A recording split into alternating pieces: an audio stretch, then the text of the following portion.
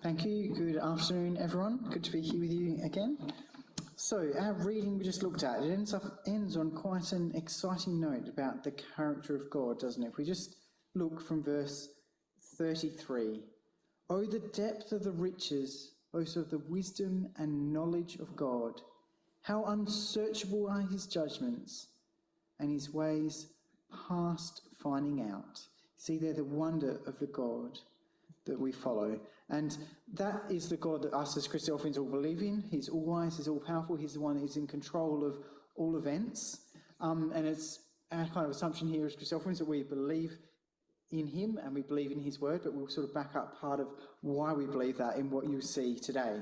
So, Israel, why are we here to talk about Israel? Well, let's turn back in our Bibles to Isaiah chapter 43. Isaiah chapter 43. Now in Isaiah 43, we can see from verse 1 that it is talking about Israel. So Isaiah 43 verse 1, But now thus saith the Lord that created thee, O Jacob, he that formed thee, O Israel. Fear not, I have redeemed thee, I have called thee by thy name, thou art mine. So he's claimed Israel, saying, I've called you, you are mine. This is talking about Israel. Now, what is it about Israel? Well, let's come down to verse 9. In verse 9, he's posing a question to all the nations, God is. Verse 9. Let all the nations be gathered together, and let the people be assembled. Who among them can declare this, and show us former things? Let them bring forth their witnesses, that they may be justified, or let them hear and say, it is truth. Ye are my witnesses, that's Israel. Ye are my witnesses, saith the Lord, and my servant whom I have chosen, that ye may know and believe me, and understand that I am he. Before me there was no God formed, neither shall there be after me. I, even I, am the Lord. Beside me there is no Saviour. So he's saying he's the one, the only true God. Israel, they are his witness. And he's calling all the nations in verse 9 and saying, who of you can tell the future? Who of you can tell what's going to come to pass in the future? None of you can, but actually, with Israel I can foretell their future. He foretold what is now their history. He's saying, can any of you do this? You couldn't do this. This is his witness that he is true and that there's no other God beside him. So this is why I want to talk about Israel. They're God's witnesses. So let's start then with a little bit of a timeline. This is probably about the simplest timeline. You can see this is 24 years out of date now. But us approximately in the big picture, year 2000. Go back 2,000 years, you get to Christ. Go back 2,000 years. Go back 2,000 years again, you get to creation. And exactly halfway between creation and Christ, you get Abraham. There's a very, very simple timeline for you. And God gave some promises to Abraham. So God said to Abraham in Genesis 12, Now the Lord said to Abraham, Get thee out of thy country and from thy kindred and from thy father's house unto a land that I will show thee, and I'll make of thee a great nation. I'll bless thee, I'll make thy name great, and thou shalt be a blessing, and in thee shall all families of the earth be blessed. So you can see here he's asking him to do so, saying, if you leave your country where you are, all your kindred, all your family, your father's house, go to a place that I'm going to show you. If you do that, I'm going to make you a great nation. And it's not just about him. It's not just that they're going to be made a great nation. All the other families in the earth are going to be blessed in this nation. So Abraham was obedient. He went out. This promise was then repeated to his son Isaac. It was repeated to his son Jacob, whose name became changed to Israel. And we start with Israel, then Israel growing to become a great nation. Now the question is, why did God choose them? Why, of all the different people that are in the world, why did he choose them? Well, to think about that, let's turn to Deuteronomy and chapter 7. Deuteronomy chapter 7. And Deuteronomy chapter 7, we're just going to read verses 6 to 8. So Deuteronomy 7, reading from verse 6. For thou art a holy people unto the Lord thy God. The Lord thy God hath chosen thee to be a special people unto himself, above all people that are upon the face of the earth. Wow, so they are his chosen people. Verse 7, the Lord did not set his love upon you, nor choose you, because you were more in number than any people, for you were the fewest of all the people. He's saying you weren't some great, big, mighty nation. You weren't like, America thought, oh, I should choose you because you're big.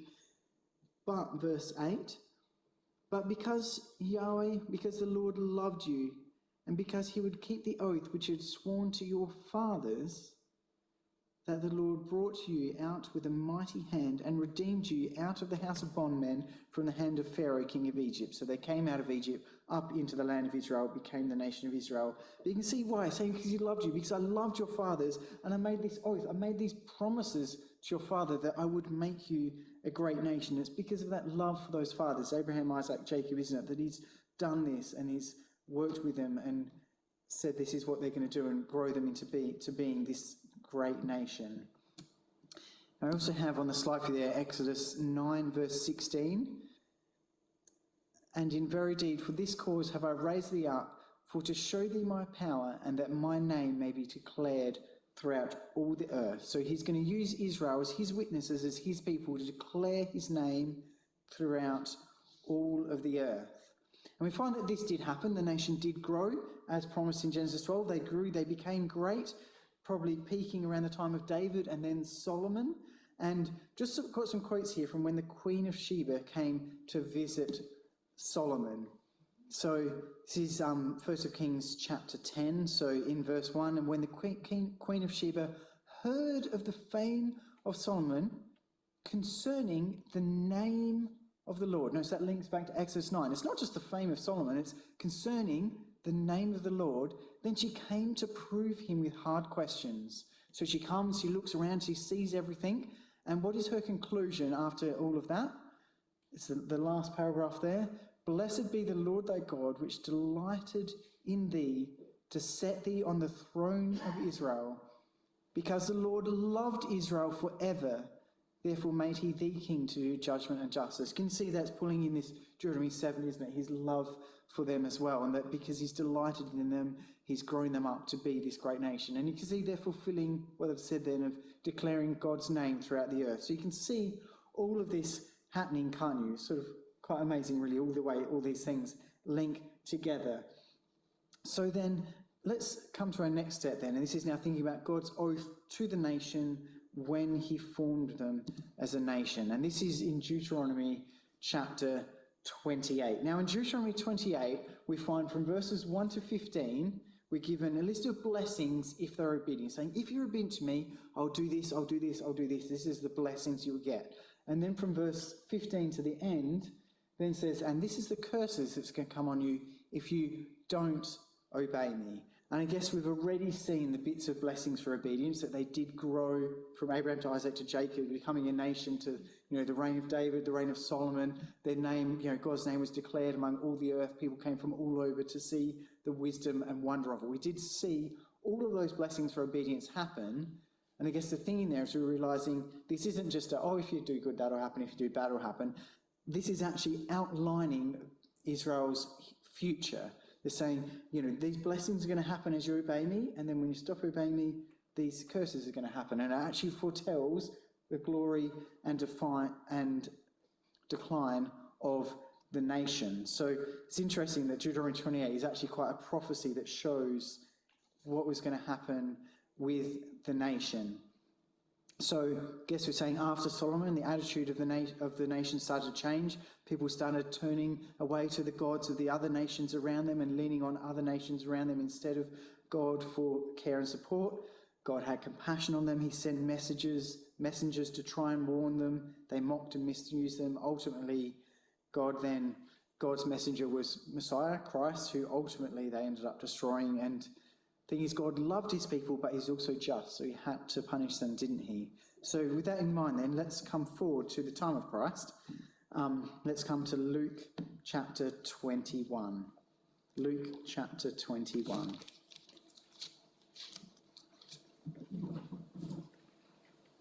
So this is New Testament, this is time of Christ, isn't it? That the final messenger that they ended up destroying. So let's come to Luke 21, and we're just going to read verses 5 to 7. Luke 21, reading verses 5 to 7. And as some spake of the temple, how it was adorned with goodly stones and gifts. So they're showing Christ, they're showing him how great the temple was in Jerusalem. He says to them, verse 6, As for these things which you behold, the days will come in the which there shall not be left one stone upon another, which shall not be thrown down. So saying this whole temple, all this wonder you're showing me, it's all going to be destroyed. Verse 7, they ask him, saying, Master, but when shall these things be? And what sign will there be when these things shall come to pass? So you can see there, they're saying, what is this? When is this going to happen? And the answer is then given for us. So when will these things be? Came out in AD 70, as we'll find. But what was the sign? We'll look down to verse 20. Verse 20. The sign when these things are going to happen. Verse 20. And when you shall see Jerusalem compassed with armies, then know that the desolation thereof is nigh. And let them that are in Judea flee into the mountains. Let them which are in the midst of it depart out. And let not them that are in the countries enter hereinto. For these be the days of vengeance, when all things that are written, all those things we saw back in Deuteronomy 28, when all those things that are written may be fulfilled. But woe to them that are with child, and to them that give suck in those days, for there shall be great distress in the land, and wrath upon the people, and they shall fall by the edge of the sword, and shall be led away captive into all nations. And Jerusalem shall be trodden down of the Gentiles, until the times of the Gentiles be fulfilled. So you can see he's saying this is going to happen. And when was this going to be? Well, it happened in AD 70. Here's a little picture of the wall you can see there. You can see at the bottom is what's known as the Wailing Wall today. At the top is a bit of a model. I think I took this on one of my trips to Israel. A bit of a model they have there. And you can see the patch in the middle is the patch of wall you can see.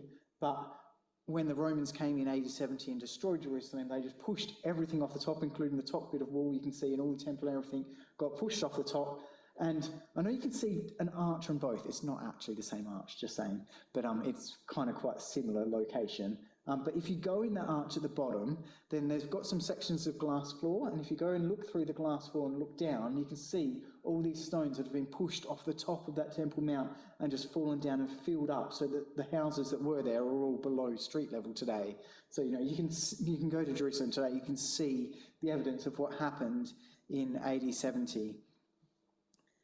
So these things that were written were fulfilled. They were led captive into all the nations. They were dispersed off through Europe, Russia, etc. And as I said, this is referring back to what we were looking at in Deuteronomy 28, these blessings and the cursings, that the curses all then came to pass. As it says here, this is probably quite similar to what we were reading in that last bit in verse 23 of Luke 21. This is Deuteronomy 28 from verse 64. And the Lord shall scatter thee among all people, for there shall from the one end of the earth even unto the other, and there thou shalt serve other gods, which neither thou nor thy fathers have known, even wood and stone. And among these nations thou shalt find no ease, neither shall the sole of thy foot have rest. But the Lord shall give thee there a trembling heart, and failing eyes, and sorrow of mind, and thy life shall hang in doubt before thee. And thou shalt fear day and night, and have non-assurance of thy life. And I guess for all of us, it's history for us now. This was, a prophecy written thousands of years ago, but we know this all came to pass, don't we? We know the atrocities and all the things that the Jews suffered in the pogroms, and then on with Hitler and, all the rest of all of that. We know all of the suffering that they went through. And I guess if we go back to our timeline then that we started with, we can say, the nation, from Abraham, there's the promises, then Abraham, Isaac, Jacob came to Israel. Israel became a nation. This came up to just after the time of Christ, so about 2,000 years, and AD 70, and the nation was cut off. And really you can say that was the end. Israel ceased to be a nation from that point, didn't they? So that's why we have our question then. Are they still God's people? And I guess if we look at, popular church history, what's the popular view of the church is that they would say they were seen as responsible for killing Christ, and because of this, they deserved all the persecution that they got. The church was actually a big driver of most of the persecutions in Europe against the Jews, the pogroms, etc. They called them Christ killers. We know that that is not what our Bible tells us. If we just look at Romans chapter 12 here, it says, recompense to no man evil for evil. Provide things honest in the sight of men, and if it be possible, as much as lieth in you, live peaceably with all men. Dearly beloved, avenge not yourselves, but rather give place unto wrath, for it is written, vengeance is mine, I will repay, says Yahweh. Be not overcome of evil, but overcome evil with good. It's very different from what the popular church opinion was and from the way the churches behaved in this. But what was the Bible's view? Different to the popular church view, what was the Bible's view? Well, let's come back to our readings. Let's come back to Romans and chapter 11, that reading that we started our session with. And really, we have the answer given for us right in the start, in the first couple of verses, didn't we? Verse 1, I say then, hath God cast away his people? God forbid. For I am an Israelite, seed of Abraham, of the tribe of Benjamin. God hath not cast away his people which he foreknew. I mean, there's your answer. It's given quite straight for us there, isn't it? But let's actually come down a bit further through this chapter and look at this in a little bit more detail. So we just come down to verse 17. Verse 17.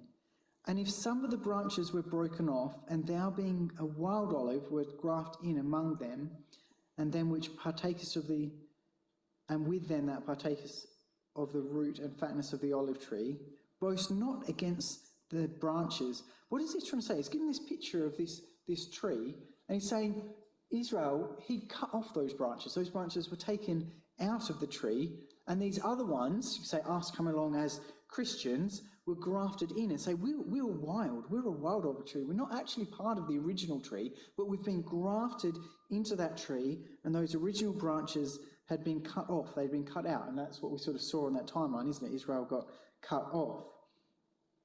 But let's look down then to verse 19. Verse 19. Wilt thou say then, the branches were broken off that I might be grafted in? Well, because of unbelief they were broken off, and thou standest by faith. Be not high-minded, but fear. For if God spared not the natural branches, take heed lest he spare not thee. He also spare not thee. So he's saying, hey, watch out, we've been grafted in. If he cut the natural branches off, he could easily cut us off that have just been grafted in. So he's saying we need to take care of our own behaviour and how we behave as well, don't we? Verse 23, and they also, those natural branches that were cut off, and they also, if they abide not still in unbelief, they shall be grafted in, for God is able to graft them in again. So it's saying those natural branches that were cut off, they can actually be grafted back in again. How? Well, it's explained in verse 24.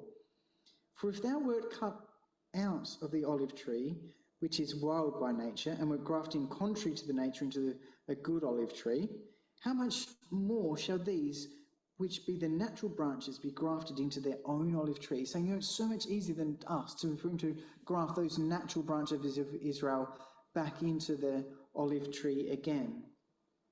So if we come down to verse 25 then.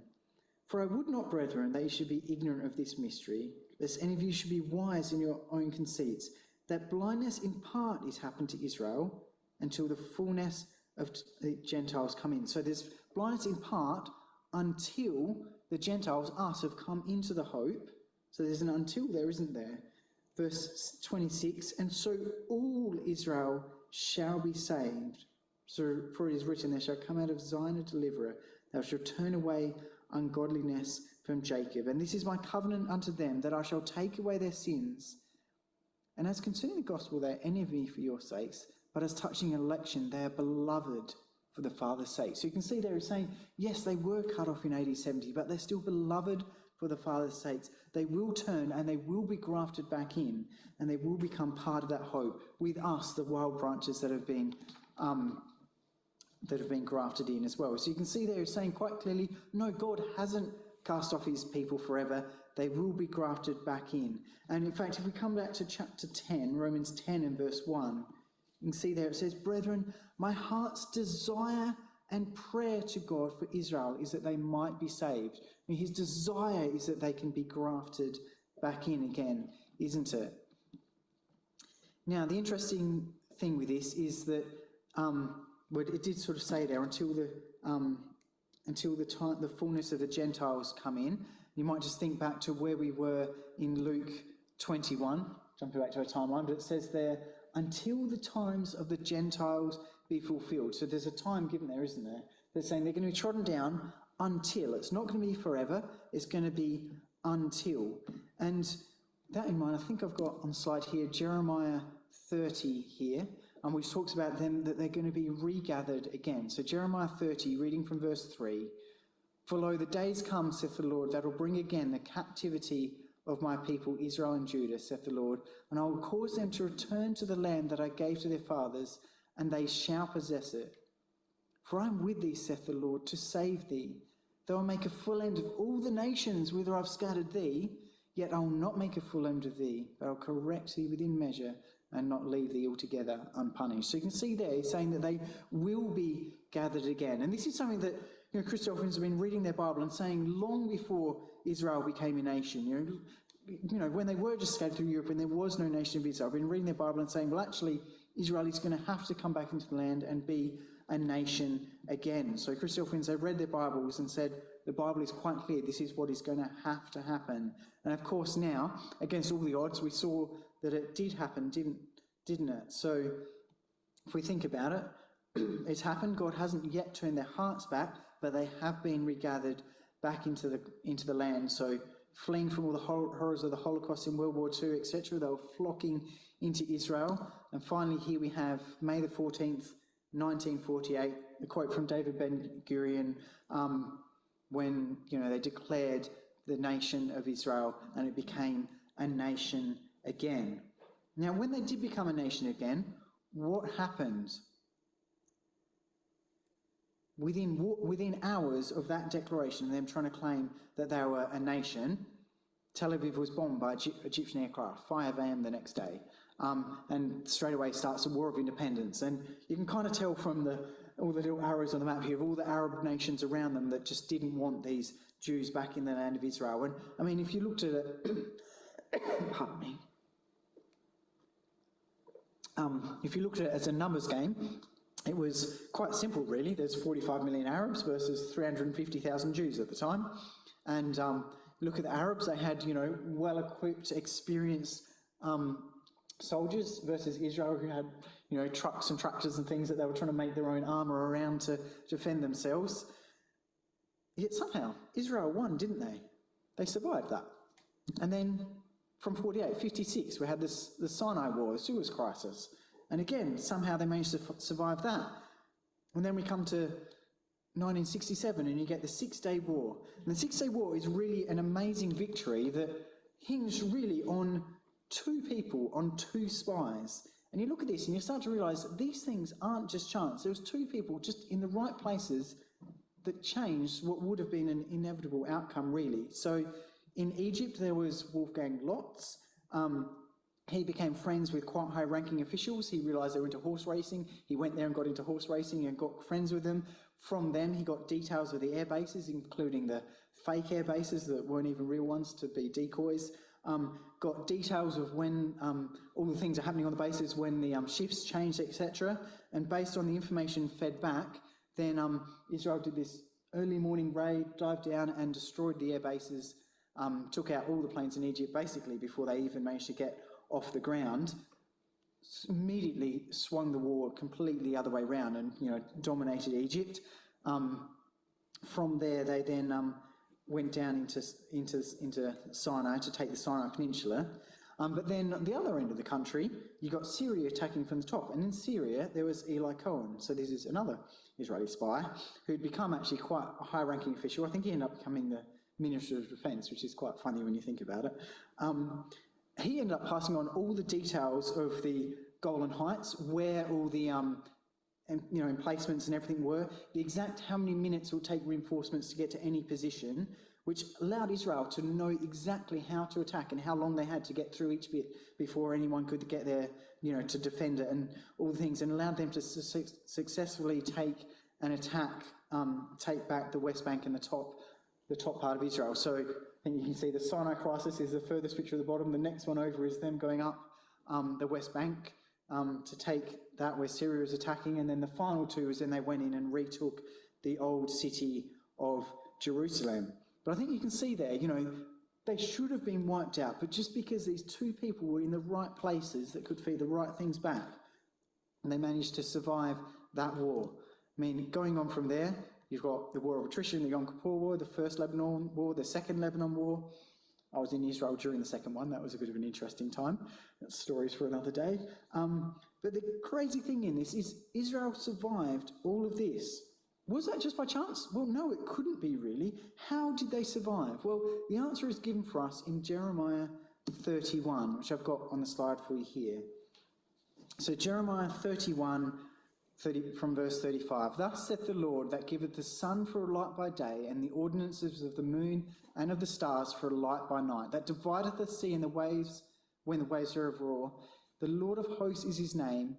If those ordinances, the sun, the moon, the stars, if those depart from before me, saith the Lord, then shall the seed of Israel cease from being a nation before me forever.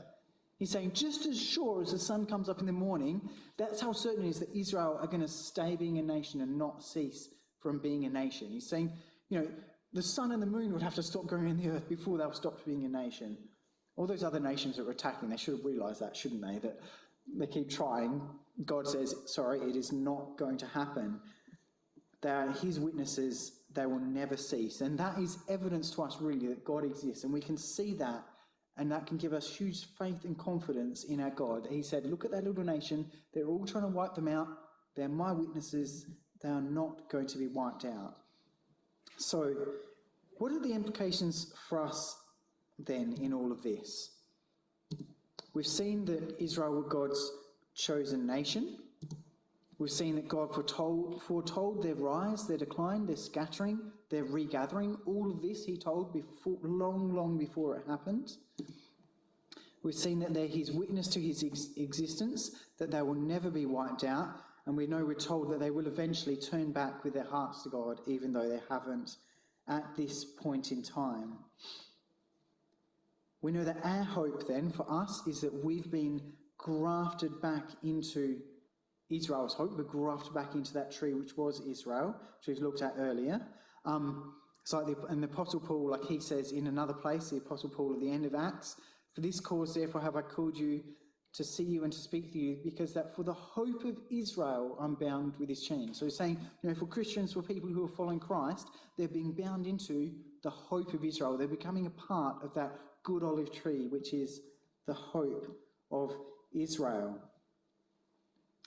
And their hope, well, as we said, we've sort of pointed it in a lot in little hints tonight, isn't it? To be grafted back into that tree, to be regathered together, to form God's nations on the earth, which will be when his son returns to bring his kingdom to this earth. Now, just for a little picture of that, let's turn back to Zechariah and chapter 8. Zechariah and chapter 8.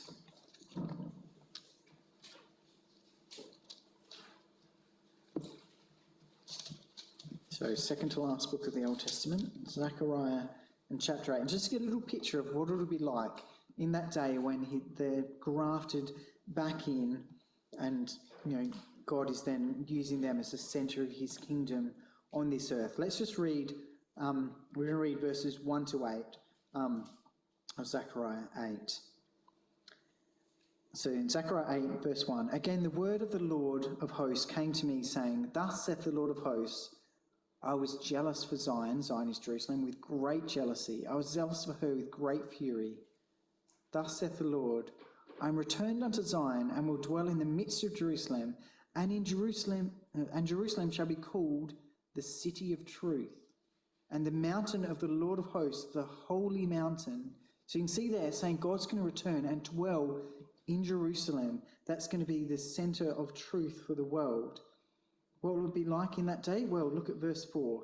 Thus saith the Lord of hosts, there shall yet old men and old women dwell in the streets of Jerusalem, and every man with his staff in his hand for very age.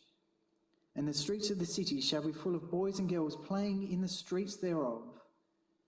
Thus saith the Lord of hosts, if it be marvellous in the eyes of the remnant of this people in these days, should it not be marvellous in mine eyes, saith the Lord of hosts. Thus saith the Lord of hosts, behold, I will save my people from the east country and from the west country. I will bring them, and they shall dwell in the midst of Jerusalem, and they shall be my people, and I will be their God in truth and in righteousness.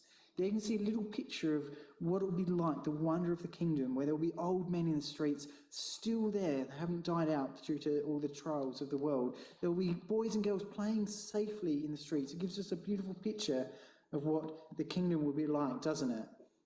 And then for us, this is why we want to read God's word, so we can learn God's plan, so we can be grafted into that hope of Israel.